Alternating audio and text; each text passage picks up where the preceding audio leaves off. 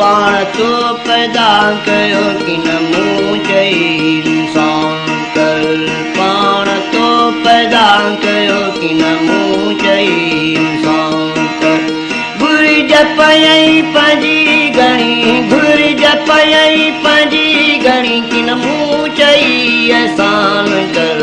पाण तो पैदा कयो कि न मूं चई इंसान कर पाण तो पैदा कयो कि न मूं चई इंसान कर कि न मूं चई इंसान कर कि न मूं चई इंसान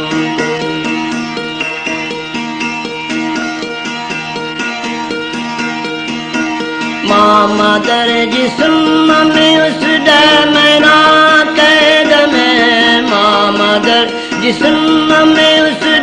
महीना कैद में उते रोज रिज़्क़ तोड़नू रोज रिज़्क़ तोड़नू कि न मूं चई मेहमान कर मूं चई मेहमान कर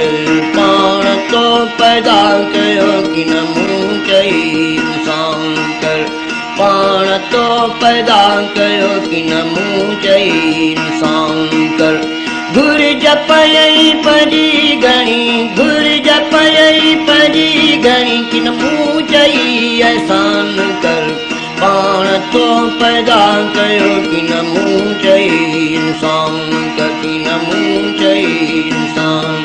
ओ मूं चई हक मौला कि न मूं चई हक मौला कि न मूं चई हक मौला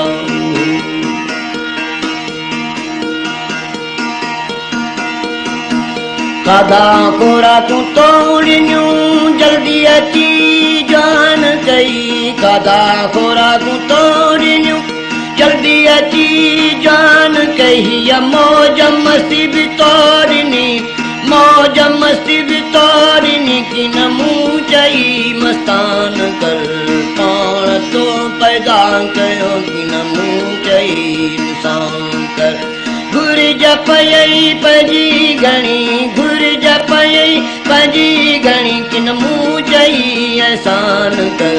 पाण तो पैदा कयो कि न मूं चई इंसान कर कि न मूं चई हक मौला कि न मूं चई हक मौला कि न मूं चई हक मौला कि न मूं चई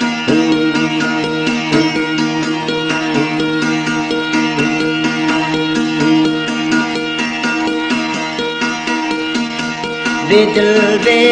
अंत बर मौला सवाब केरु आ दिल दे अंत बर मौला सवाब केरु आ रांदि रसम तो छॾी रांदि रसम तो छॾी रांदि रसम तो छॾी कि न मूं चई गमसान कर